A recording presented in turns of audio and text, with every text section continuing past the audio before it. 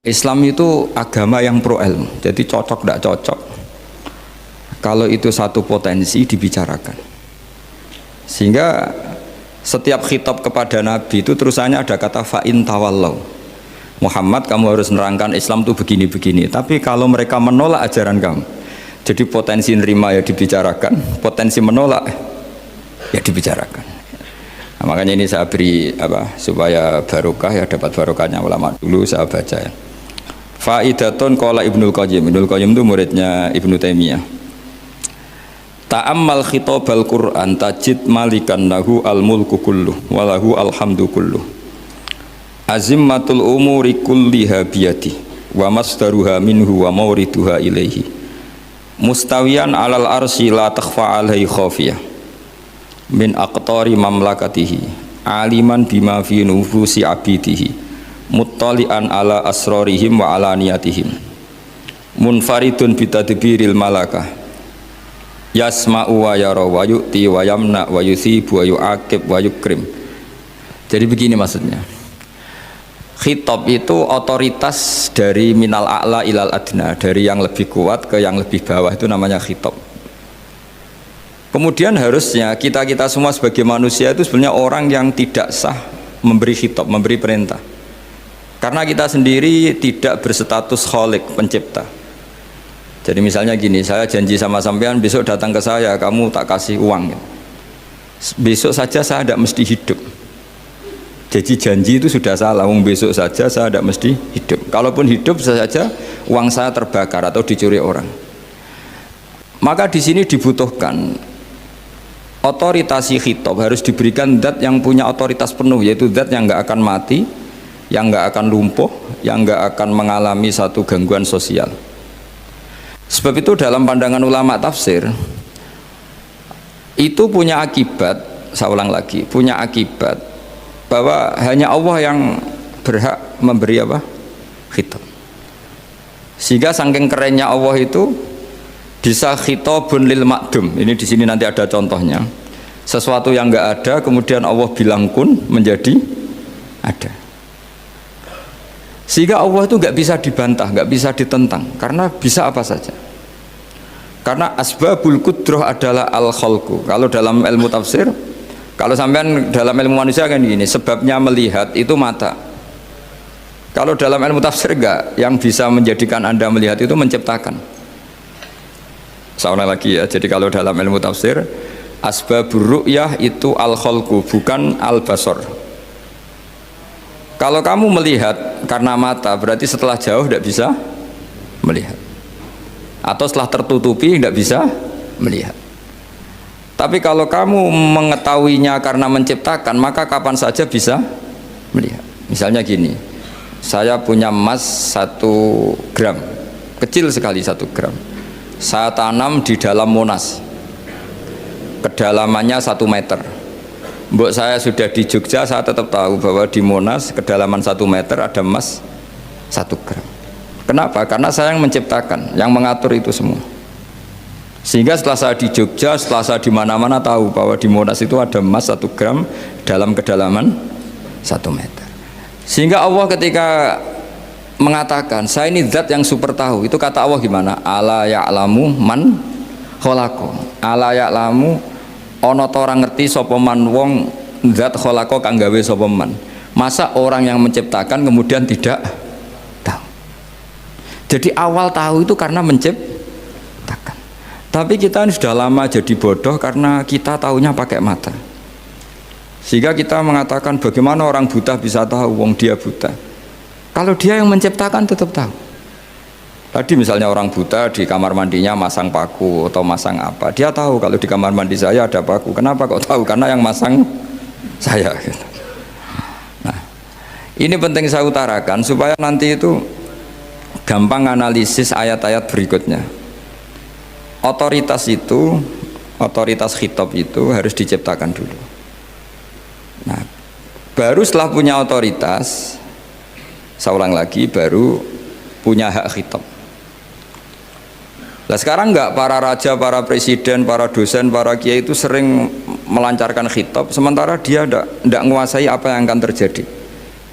Makanya Allah mengkritik kabura maktan indallahi antaqulu ma la tafalun. Itu salah besar ketika kamu seakan-akan memegang otoritas pada sesuatu yang sebenarnya kamu tuh tidak pernah melakukan, tidak pernah ikut menciptakan. Misalnya cong kowe nak nurut aku sebenarnya mesti uripmu kepenak. Otoritas itu dari siapa coba? Urip kepenak ya di luar wilayah kita, kehidupan besok juga di luar wilayah kita. Sampai kita kalau mau ke kuburan itu panduannya Nabi gimana kalau berdoa? Apa? Assalamualaikum daro qaumim mukminin wa inna insyaallahu bikum lahikun. Salam untuk kalian semua dan kita insya Allah suatu saat akan bertemu, insya Allah. Padahal mati itu adalah satu keharusan. Tapi kalau yang di kuburan itu orang mukmin, kita tidak ketemu lagi sama mereka jika kita mati kafir, karena nanti tempatnya beda. Yang satu alamatnya surga, yang satu alamatnya neraka. Maka kata ulama, kata insya Allah di situ adalah kita masih berharap mati dengan status yang sama sehingga bisa ketemu. Jadi itu artinya gini, di selain Allah itu bilang janji, bilang khitab itu nggak sah. Dulu kan Nabi Muhammad SAW itu saking yakinnya setiap problem itu ada malaikat Jibril datang, saking yakinnya. Suatu saat ada orang Yahudi tanya, Muhammad kalau kamu Nabi betul, beritahu kami tentang Dzulqarnain, beritahu kami tentang Ruh, beritahu kami tentang Luqman Al-Hakim. Nabi karena reputasi hariannya dipandu Jibril bilang, ya sudah besok datang lagi ke sini tak jawab. Ternyata Jibril nggak datang, padahal semua ditunggu lama nggak datang sampai ratusan. Padahal yang tanya orang Yahudi yang sukanya bully Nabi, lama nggak datang. Lama-lama protes, Jibril ini gimana, saya dalam keadaan tertekan malah tidak datang. Datang Jibril dengan tanda kutip nyalahkan, yaitu ada ayat wala taqulanna li syai'in inni fa'ilun dzalika ghadan illa ayyasha. Jangan katakan besok bisa melakukan sesuatu tanpa mensandarkan itu semua kepada kekuasaannya Allah Subhanahu wa taala. Akhirnya semenjak itu Nabi mensyariatkan kalau kamu janji harus mengatakan insya Allah.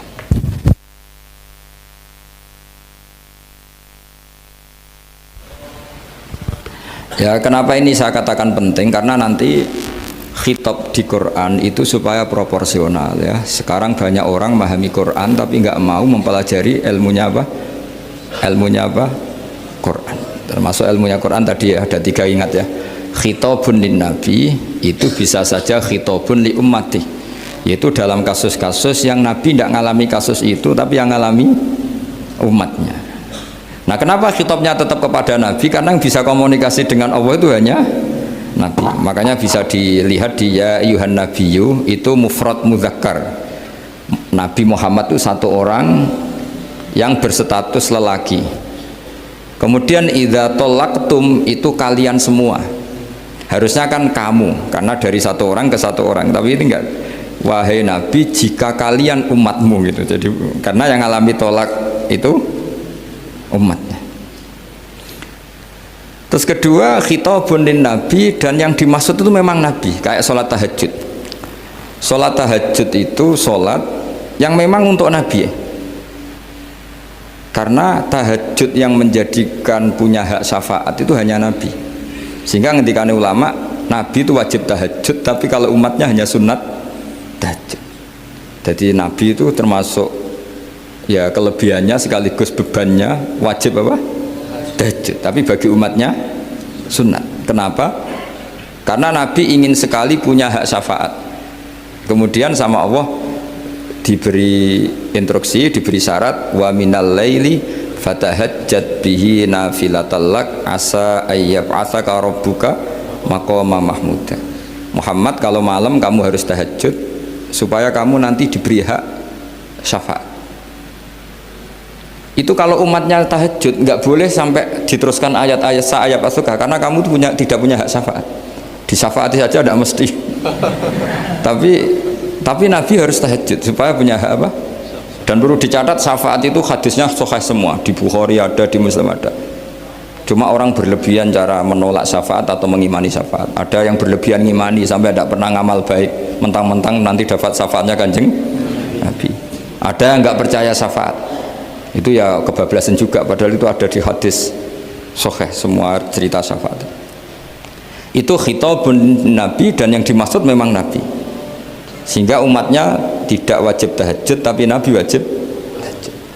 Terus ketiga, khitabun lin nabi sekaligus khitabun li ummati. Itu yang dimaksud di hadis Arba'in Nawawiyah, wa inna wa ta'ala amaral mursalin bima amaral bil mu'minin, atau dibalik amaral mu'minin bima amaral bil mursalin, dibolak-balik sama. Yaitu para nabi ya dikhitabi memakan sesuatu yang thayyibat, para orang mukmin juga kena khitab memakan sesuatu yang apa? Thayyibat. Ini sama. Jadi ya ini ada tiga berarti ya, khitabun lin nabi, tapi yang dimaksud umatnya, khitabun lin nabi yang dimaksud adalah nabi saja. Terus ketiga, khitabun lin nabi yang dimaksud plus umatnya.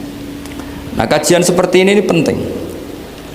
Karena kesalahan Khawarij itu satu kelompok ekstrim yang tidak mengikuti Sayyidina Ali, juga gak mengikuti Sayyidina Muawiyah, tidak mengikuti Ali, juga gak mengikuti Muawiyah, disebut Khawarij. Khawarij itu jamaknya Kharijah, dia keluar dari pikiran ala Sayyidina Ali, juga keluar pikiran dari Muawiyah. Di sini disebut dia khurut dari kata Khawarij, serba keluar, dia tidak mengikuti sana, tidak mengikuti sini, akhirnya disebut Khawarij. Nah, Khawarij itu orang yang berpikir sesuai kritik yang dilakukan Quran, tapi mereka lupa bahwa yang punya otoritas kritik itu Allah, karena yang kalau boleh sama-sama terganggu kerajaannya itu hanya Allah. Gini saya beri contoh ya, yang punya hak ketika sepeda motor saya kamu pakai, yang punya hak menentukan itu gasap apa pinjam itu saya apa orang lain? Saya. Ketika yang pakai gak pamit itu teman akrab saya atau anak saya atau orang yang saya ridhoi, itu namanya gasap apa pinjem gak pamit? Ya udah, ini harus jelas. Tadi pagi saya ngaji direktorat, saya bilang di fikih itu ada istilah ulima ridhohu, sesuatu tidak pamit formal tapi sudah diketahui ridhonya. Makanya di fikih ada bab namanya mu'atoh, tadi pagi saya terangkan ya. Di perdebatan fikih itu ada bab namanya apa? Mu'atoh dari kata ato yu'ati, mu'atotan, saling transaksi yang non verbal tapi maklum. Ya seperti kalau kamu marung itu contohnya, kalau kamu marung di kantin terus makan gedang goreng, itu nyuri apa beli? Coba jawab saja. Kalau dikatakan beli kamu belum bayar, kalau dikatakan nyuri terang-terangan. Coba kalau mbak-mbak milih mana, itu nyuri apa beli? Kalau beli belum bayar, kalau nyuri kok terang-terangan ya, nggak nyuri apa beli?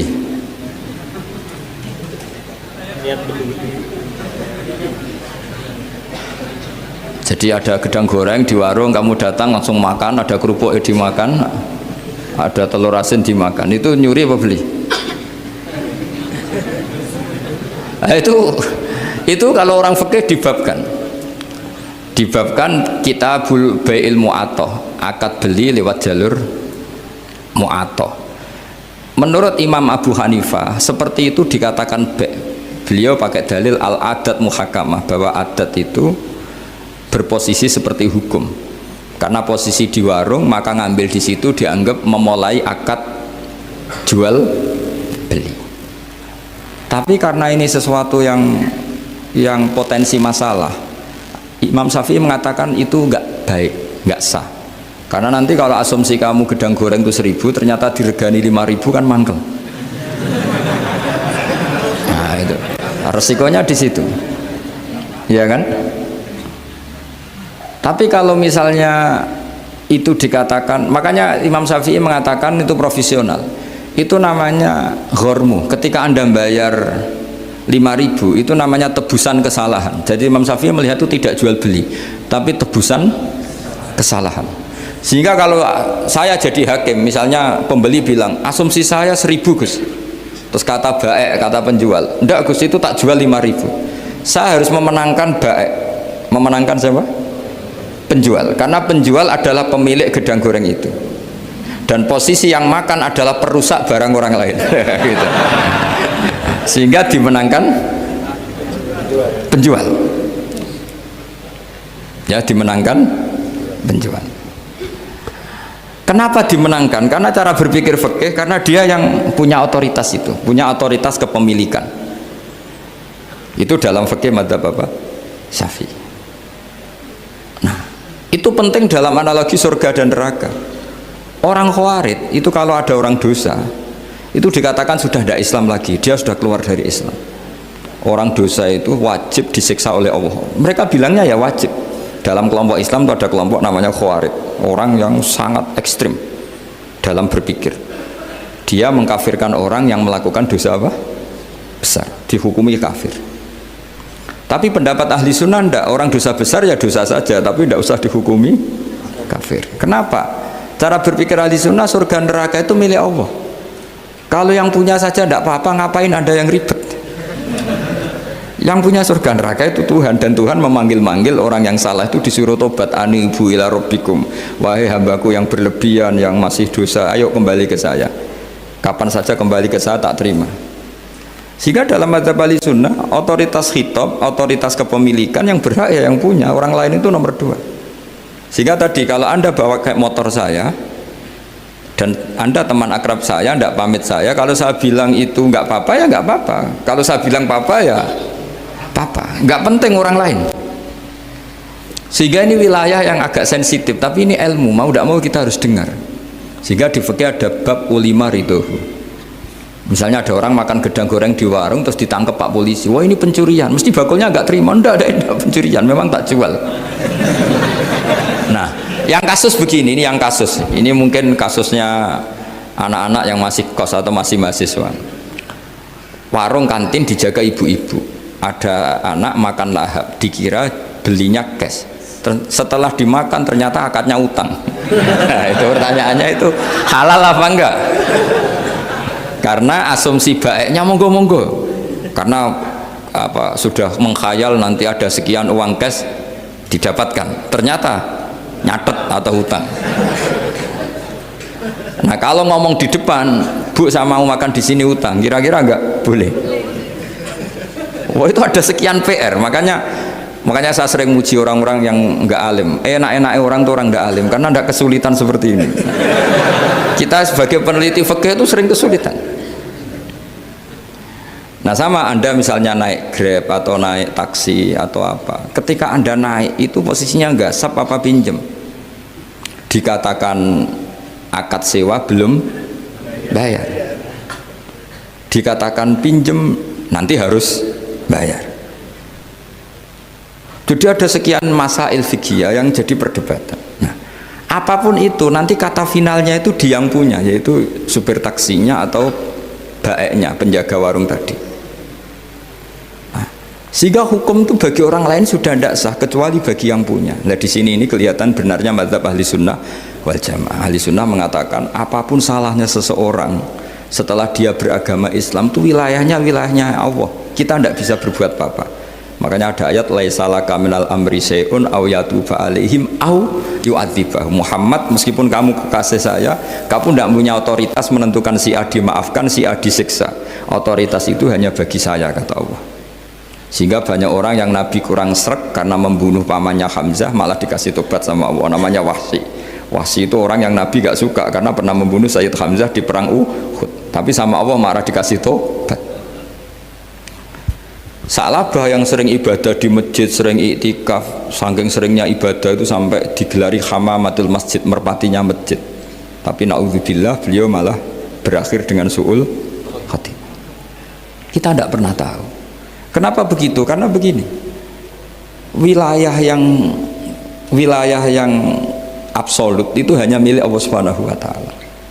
Sehingga Nabi kalau ketemu Wahsy ya bilang, iman kamu sudah saya terima, Islam kamu sudah saya terima, tapi saya ini manusia, tolong sembunyikan wajahmu dari saya, karena kalau saya ingat kamu itu mangkel, karena ingat kamu pernah membunuh Hamzah. Tapi saya sebagai Nabi harus nerima iman kamu, karena Nabi itu gak boleh dendam.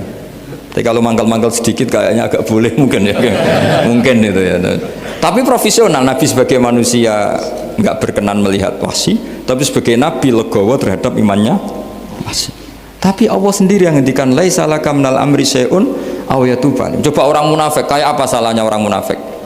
Tapi ketika Allah ngendikan tentang orang munafik gimana? Wa yu'adzibal munafiqina in sa'a aw yatuba. Allah bisa saja menyiksa orang munafik insya kalau berkehendak ya tuba, atau Allah mengasih tobat. Nah karena pendapat ahli sunnah itu lebih valid sesuai ayat-ayat Quran, maka yang diikuti mayoritas di dunia adalah mazhab ahli sunnah wal jamaah. Dan itu dimulai cara berpikir yang sederhana, yang berhak menentukan khitab ya yang punya, titik itu saja. Yang berhak menentukan khitab ya yang, lah tentu yang punya alam raya ini hanya Allah Subhanahu wa ta'ala. Makanya Allah mensifati dirinya Malik Yaumiddin, kita tidak bisa. Makanya bahaya ya, pikiran-pikiran kayak Khawarij itu bahaya. Sampai nggak usah tanya saya. Lalu Khawarij kalau di era modern siapa Gus? Anda provokator kalau tanya gitu. Ya itu tidak boleh provokator. Pokoknya pikiran itu salah karena membatasi otoritas Allah Subhanahu wa ta'ala. Allah itu paling tersinggung kalau sifatnya dipakai, dicatut. Di Sahih Muslim itu ada riwayat, di hadis Muslim termasuk hadis Sahih itu Bukhari dan Muslim, itu ada seorang soleh sujud. Pas sujud dia diinjek orang preman, kira-kira seperti itu kalau sama diinjek. Terus si yang sujud tadi bilang gini, wawahi, ada kata wawahi la yaghfiru wahu laka, demi Allah, Allah tidak akan maafkan kamu. Saat itu juga Allah ngasih wahyu kepada Nabi di zaman itu, bilang ke yang sujud, pahala sujud tak cabut, dia tidak punya pahala, dan yang menginjek dosanya tak ampuni. Terus Nabinya tanya, kenapa ya Allah? Saya tersinggung, kata Allah, hanya disetatuskan nggak bisa memaafkan. Padahal wa anal ghafir wa anal akhid bidzunub, saya adalah zat yang bisa maafkan, bisa nyiksa. Kenapa status saya tinggal satu? Allah kan bisa kan, walillahi mulkus samawati wal ardh yaghfiru liman yasha wa yu'adzibu man yasha. Tapi si yang sujud tadi menstatuskan Allah hanya satu, yaitu yu'adzib, menyiksa. Itu kata Allah, kok enak, saya ini Tuhan, bisa menyiksa, bisa mengampuni, kenapa status saya jadi satu? Kamu kan mesti gak terima. Status kamu dihilangkan satu, terima gak kamu? Gak terima. Sebagai suami kamu tetap punya dua status, bisa meneruskan nikah, bisa menceraikan. Coba status kamu tak ambil satu, gak boleh menceraikan. Istri kamu gendut, walek, cerewet. Wah, posengnya bukan main itu. Sama mbak-mbak juga sama. Sebagai istri harus nurut sama suami gini-gini, tapi juga punya hak rafa, hak mengajukan gugatan cerai jika suaminya tidak jelas. Mau nggak dicabut status hak rafa? Nggak mau. Kalau punya suami suelek, jelek, senangnya goda perempuan lain, itu kan. Nah, Allah itu punya status bisa memaafkan, juga punya status bisa menyiksa. Terus orang-orang yang sok soleh dengan tanda kutip itu kadang-kadang inginnya Allah tuh nyiksa terus sama musuhnya. Kalau sama dia memaafkan terus. Terus corong Jawa kan, aku mbahmu tapi kan gitu kira-kira. Kok enak gitu. Nah, jadi ya sudah seperti itu. Lagi-lagi kata kuncinya apa? Beri otoritas itu hanya kepada Allah Subhanahu wa ta'ala, karena dia adalah pemilik otoritas sejati. Sehingga zaman Nabi siapa saja itu ya mungkin orang kayak apa dulu, Khalid bin Walid, perang Uhud kalah, itu panglimanya orang kafir zaman itu siapa? Khalid bin Walid. Dan dia melakukan pembunuhan masif zaman itu, tapi dia dikasih tobat, namanya Khalid bin Walid. Tapi Sa'labah yang tukang di masjid kadang berakhir seperti itu. Ya sudah, akhirnya kita mau tidak mau ya sudah introspeksi. Sampai sesoleh apapun kita selalu diajarkan doa, ya muqallibal qulub tsabbit qalbi ala dini. Karena kayak apa kalau hati kita dibolak-balik? Karena cara berpikir tentang Islam dan tentang ateis atau tentang kekafiran itu mirip satu visi. Makanya hati-hati mahasiswa, karena senangnya berpikir sendiri. Kadang ngelantur kemana-mana. Saya beri contoh. Sampean kalau sekarang masih miskin, berbahagialah. Karena miskin itu mudah jadi orang dermawan. Kalau orang sudah kaya itu ribet. Coba misalnya sampean jadi santri saya, tak contohkan. Biasanya santri kalau sama kiainya akan loyal. Kamu miskin punya ayam 2, tak minta 1 boleh enggak? Boleh, padahal itu 50%. Ya, terus punya uang 100.000, tak minta 50.000, kira-kira boleh enggak?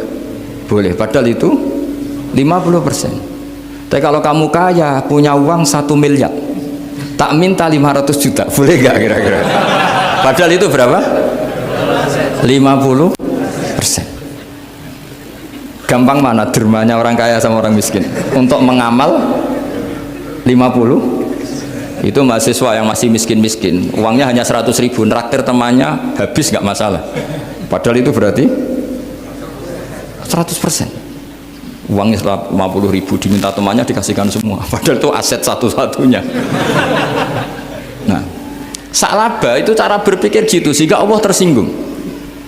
Saya beri contoh ya, salaba itu singkat cerita kan kalau habis jamaah salam langsung lari pulang. Terus ditanya sama Nabi, kenapa kamu kesusu pulang gitu? Istri saya di rumah masih belum pakai baju karena gantian sama saya. Saking miskinnya tuh baju itu gantian. Sama nggak usah bayangkan lalu di rumah telanjang kayak apa, berarti kamu porno. Kamu porno berarti tidak boleh. Pokoknya ceritanya seperti itu, tidak usah lari, gantian pakai itu. Singkat cerita, ya Rasulullah, bu saya ini didoakan kaya. Sampai 3 kali Nabi bilang bisa saja miskin itu lebih baik bagi kamu. Lama-lama sampai memaksa Nabi, akhirnya Nabi berdoa.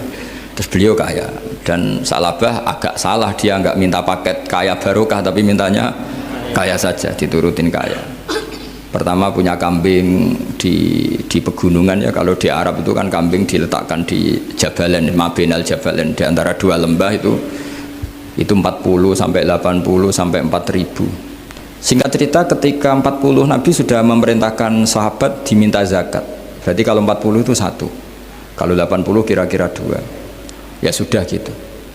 Sebetulnya ketika 40 kalong 1 terkurangi 1 zakat itu kan ringan karena masih 39. Ya kayak tadi kamu punya uang 1 juta, jangan 1 juta, 500.000 sudah agak berat kamu. Tidak, gini saja, tak beri contoh betapa mudahnya dermawan bagi orang miskin. 1 juta itu kan zakatnya berapa? 25.000 ya. Rubul usyur kalau dalam bahasa Arab itu berapa? Kalau bahasa kampus kan berapa? 2%, 2,5 ya, 2,5. Itu bahasa keliru sebetulnya. Sama ikut saya saja. Saya itu berkali-kali saya pernah garap matematika, cepet-cepetan mbak pakar matematika itu mesti cepet saya. Karena saya ini agak bedui. Orang bedui itu cara berpikir itu lebih gampang. Jadi kalau orang Arab, tak ajarin matematika Arab ya, itu nggak ada porogapit. Jadi begini cara berpikir orang Arab itu berpikir bertahap. Ya kalau 2,5 itu kalau orang Arab bilang rubul usyur apa? Rubul usyur, 1/4 dari 1/10. Jadi kalau orang Arab berpikir bertahap. Jadi misalnya 1 juta, 1/10-nya berapa? 100.000. Terus 1/4-nya berapa?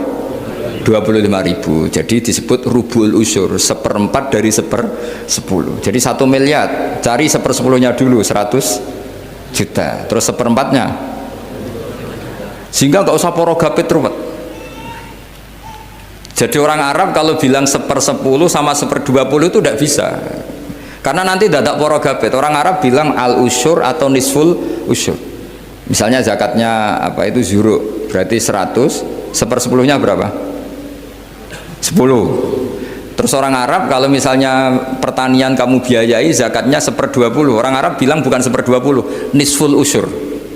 Berarti berapa? 100, usurnya 10, separuhnya 1/10, berarti 5. Lah 5 ini bahasa kamu apa? 1/20. Ya, bahasa orang kampus 5 kan 1/20. Kalau 10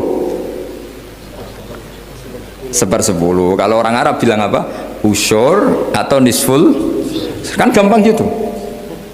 Ya saya ulang lagi ya, berarti kalau 1/10-nya 1 juta, usurnya berapa?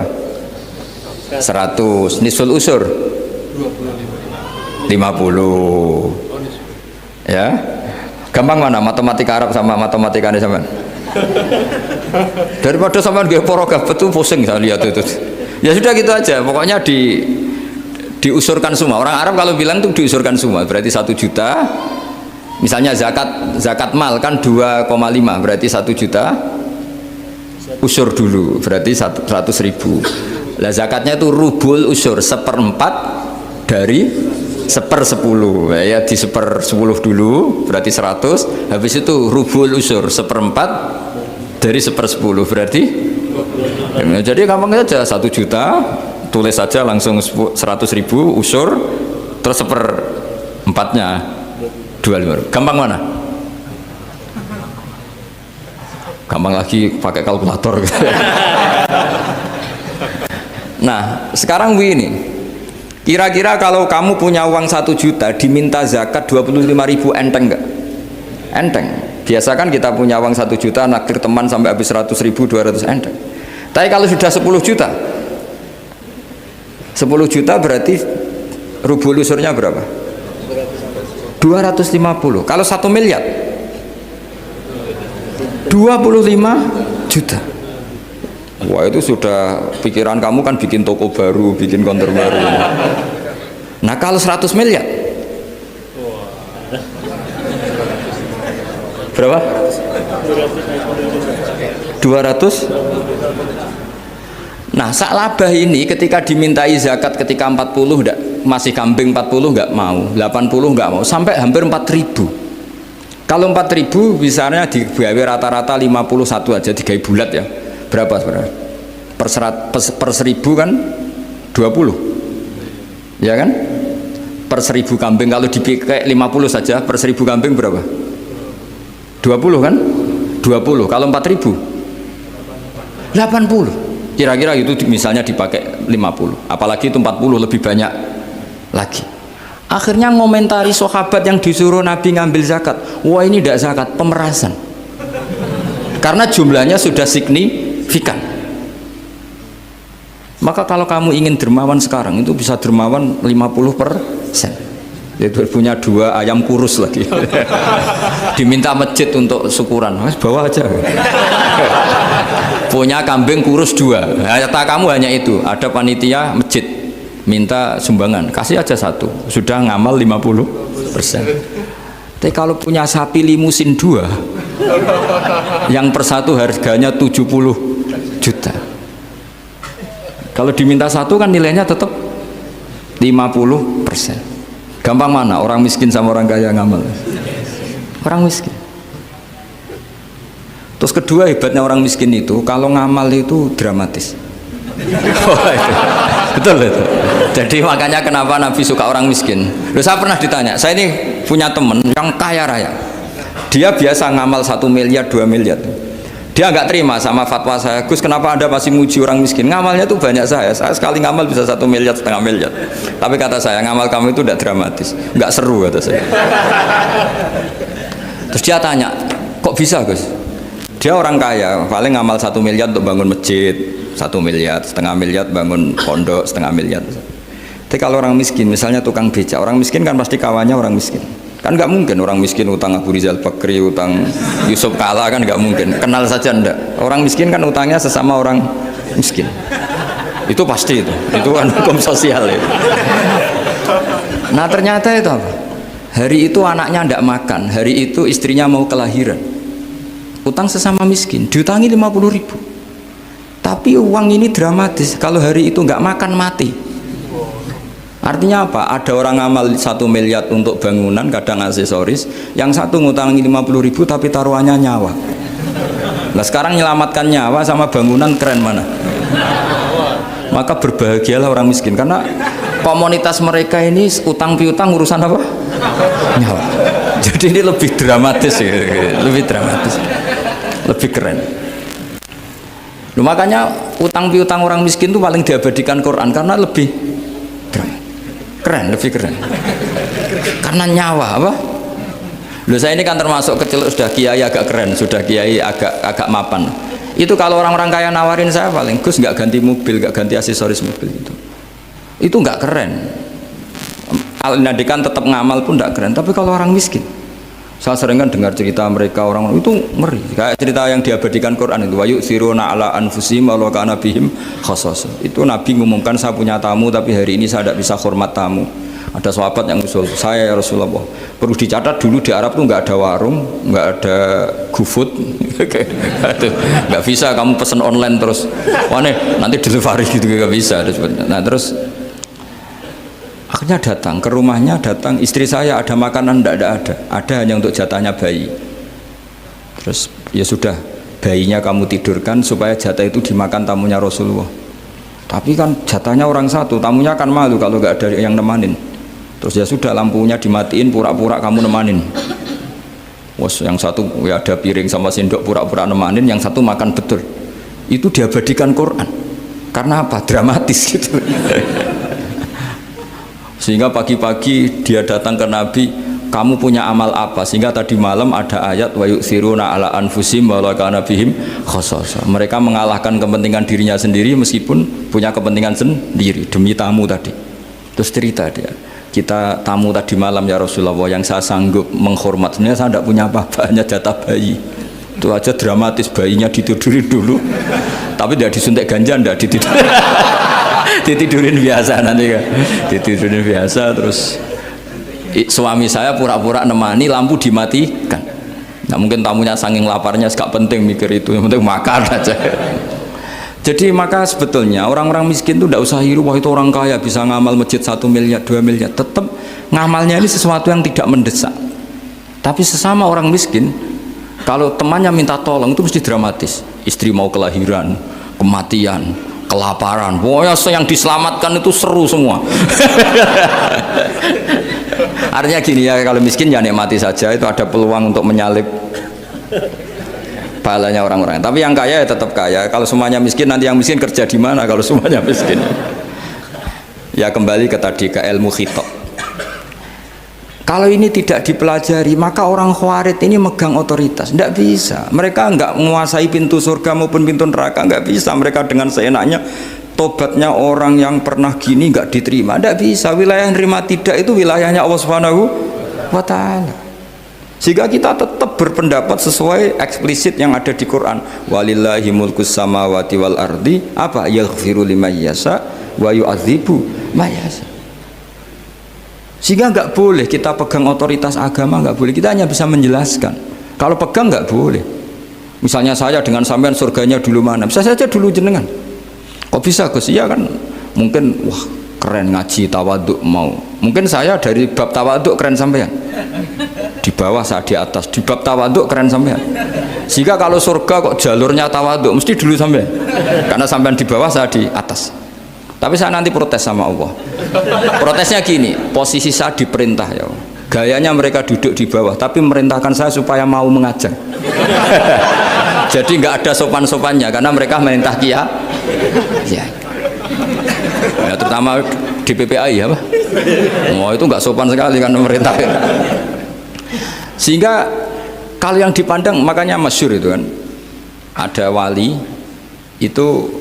Yang satu jadi wali karena sholat di shaf awal, keren kan, shaf awal fadilahnya utamanya kan luar biasa. Yang satu kalau sholat tuh di belakang terus, tapi juga jadi wali. Yang depan agak protes, ya Allah kenapa ini jadi wali padahal sholatnya di belakang. Jawabannya lucu yang di belakang. Kenapa? Saya itu malu, saya ini masih banyak dosa, banyak salah kok di depan, kok kayak suci sendirian. Jadi kalau kamu sowan sama raja atau sama kiai, yang paling depan itu kan yang kepedean, dia milih yang belakang, jadi sopan nasi agak terlalu dekat gitu. Orang itu tidak pernah tahu. Kadang-kadang Allah itu kita tidak pernah tahu. Andai kan boleh dibahasakan, kita tidak pernah tahu cara berpikir Tuhan. Jadi Allah itu zat yang mau, ya itu tadi otoritasnya penuh.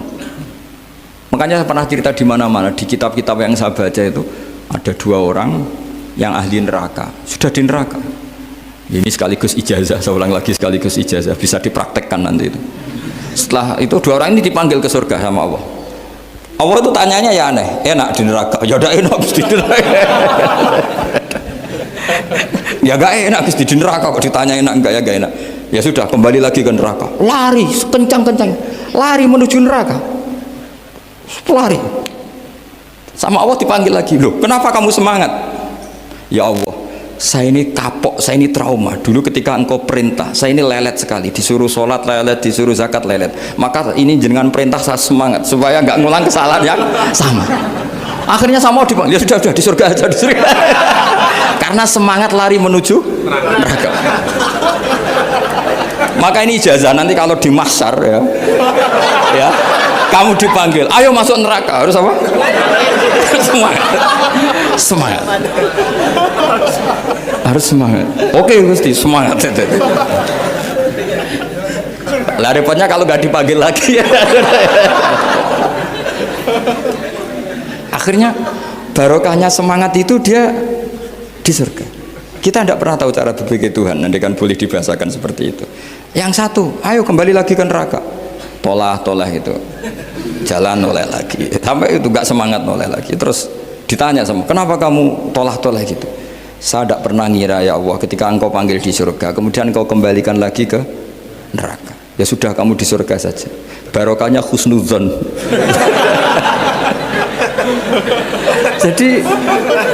Jadi Tuhan itu unik.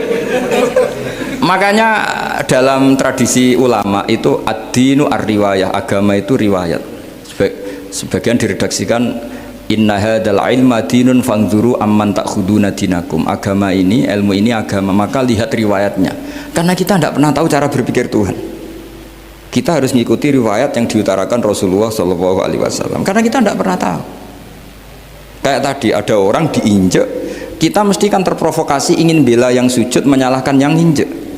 Tapi ketika yang sujud mencatut nama Tuhan, Allah tidak akan memaafkan kamu. Itu Tuhan tersinggung karena sifatnya direduksi satu, diambil satu, disembunyikan satu. Loh, ada kan dia begini mungkin malah Allah maklumi.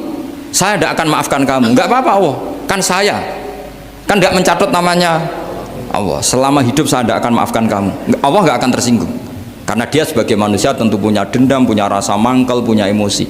Tapi kalau ketika bilang Allah tidak akan maafkan kamu, berarti dia mencatut statusnya Allah. Dan Allah disifatkan hanya satu dari sifatnya Allah, yaitu hanya sifat menyiksa. Padahal Allah punya sifat memaafkan. Ini hati-hati bagi orang-orang soleh, orang-orang yang terlalu berpikir keras dalam Islam, nggak boleh seperti itu. Masyhur itu kan, ada satu perkampungan yang sering secara masif terstruktural mau menghabisi Nabi, yaitu namanya kampung Usoyyah, Ro'lan sama Zakwan. 3 kampung ini sering koalisi mau menghabisi Nabi, sampai Nabi sering kunut nazilah, Allahumma an Ro'lan wa Zakwan wa Usoyyat asad Allah wa Rasulah. Sering dipasutkan gitu, tapi Allah malah turunkan wahyu, Muhammad kamu tidak boleh intervensi saya seperti itu, bisa saja mereka dapat hidayah. Semenjak itu Nabi meninggalkan kunut nazilah. Terus dan sebagian ulama mengatakan itu awal diturunkannya ayat laisalaka minal amri syai'un au yatuba alaihim au yu'adzibahum. Jadi ini sekali lagi-lagi ini bab khitab. Jadi ya seperti kita punya, makanya orang itu tetap donga ya muqallibal qulub sabit qalbi ala dini, karena otoritas itu bagi yang punya. Maka kata malik, kata pemilik itu kunci dalam ilmu tauhid atau ilmu tafsir atau ilmu apa saja. Misalnya gini, sampai saya punya rumah yang ruangan depan itu ruang tamu, tentu dapat perlakuan khusus, sering steril, sering bersih, bahkan dihias pakai bunga, pakai macam-macam. Ruangan tengah biasa, ruangan belakang buat buangan sampah, buat WC, buat macam-macam. Sah apa enggak? Sah. Kenapa? Karena saya pemiliknya. Apa? Karena saya. Tapi kira-kira yang sedang di ruang tamu, tanah yang sedang di ruang tamu yang dimanjakan juga nggak boleh kumo luhur. Bisa saja suatu saat saya rubah pikiran, rumah saya tak balik dari menghadap utara ke selatan, yang dulu WC jadi ruang tamu, yang ruang tamu jadi WC. Langsung perlakuannya rubah 180 apa derajat, 360 derajat. Nah itu yang di sini nih, kenapa orang soleh pun tetap takut sama Allah, karena Allah tuh yaf'alu ma yasha, bisa melakukan apa saja. Sehingga tradisinya ulama ketika zaman ini sudah rusak seperti ini, ulama-ulama tidak ada yang khawatir, karena Allah mensifati dirinya al-hadi sebagai zat penunjuk. Coba kita sudah tidak ditungguin nabi, nggak ditungguin wali, nggak ditungguin orang-orang soleh dulu, tapi agama itu ya jalan sampai sekarang. Ada orang ngaji, ada orang sholat, ada orang zakat. Andaikan agama itu diserahkan manusia, sudah kita tidak bisa mempertahankan agama ini di zaman seperti ini. Tapi karena Allah itu al-hadi, zat yang memberi petunjuk, dan sifat Allah Ta'ala pasti tata'atsaru bi khalqih, pasti ada akibatnya di makhluk. Seperti Allah mensifati dirinya ar-razzaq, yang memberi rizki. Buat zaman buyut-buyut perang dijajah Belanda ya tetap makan, ya tetap kawin. Kadang istrinya banyak, padahal zaman jajan Belanda. Kita nggak dijajah aja susah. Dulu itu babah kamu istrinya 1 atau 2, buyut-buyut kamu banyak yang 2, padahal miskin. Karena Allah mensifati dirinya ar-razzaq. Mbok keadaan kayak apa, orang tetap dapat rezeki. Begitu juga Allah mensifati dirinya Al-Hadi. Bahwa keadaan dunia rusak kayak apa tetap ada yang dapat hidayah. Jadi kamu tidak usah khawatir terhadap agama ini karena Allah mensifati dirinya apa? Al-Hadi, zat yang memberi kayak apa Amerika, kayak apa Korea. Saya itu pernah di Korea, katanya negara ateis. Di sana TKI yang nyari uang, ternyata di sana itu bikin masjid. Coba kalau Allah menghendaki di Korea ada masjid. Karena bikin masjid gak boleh, kalau nyewa boleh. Jadi Korea itu ada satu aturan kayak di Jepang, kayak di umumnya negara maju. Yang sudah fungsi sosial itu tetap sosial, gak boleh menambah yang baru. Jadi kalau dari gereja dibeli masjid boleh, tapi kalau tanah lapang dipakai masjid nggak boleh karena ngurangi tanah. Tapi kalau dari gereja jadi masjid boleh, dari bar untuk masjid boleh, dari pantai asuhan jadi masjid boleh. Pokoknya yang fungsi sosial. Saya pernah ngaji di masjid itu bawahnya bar, atasnya gereja, atasnya lagi masjid. Kadang ya balik masjid dulu, bar, baru gereja. Karena memang yang sudah kawasan sosial ya kawasan publik ya untuk publik. Kita tidak pernah mengira kalau di sana ada tauhid.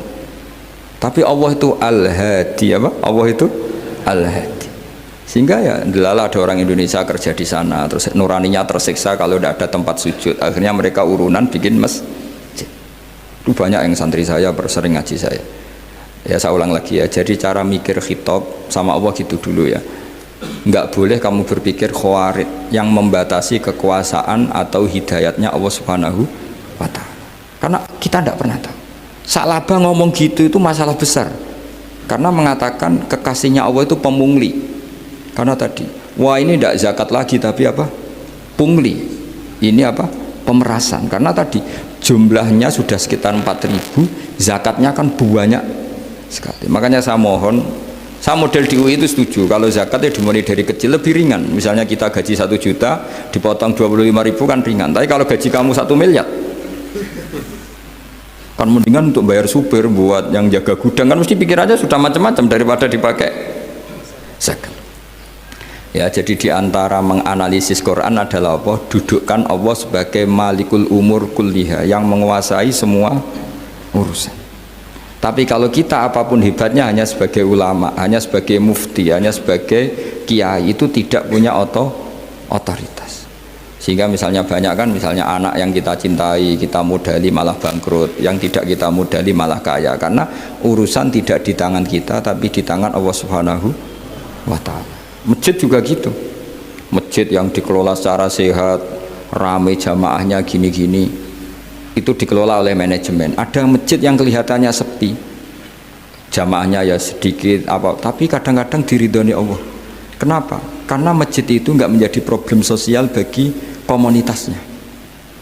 Saya beri contoh, masjid ramai tentu baik, nggak perlu saya ceritakan, karena masjid ramai itu ya mesti baik. Masjid yang banyak jamaahnya tentu baik, itu nggak usah dibicarakan. Tapi ada beberapa masjid yang sepi, tapi Allah itu suka. Kenapa? Karena lembaga agama itu nggak boleh mengganggu sistem sosial. Jadi kita tidak pernah tahu cara berpikir Nabi.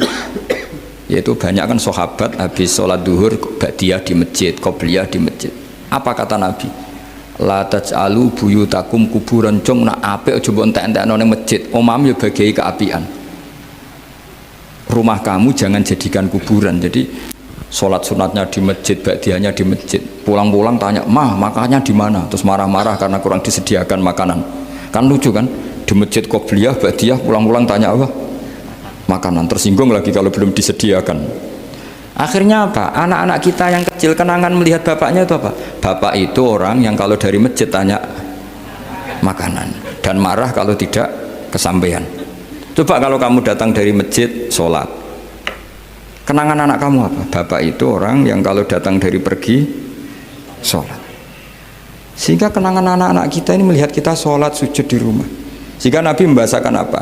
Jangan jadikan rumah kamu sebagai kuburan, kasih jatah sholat.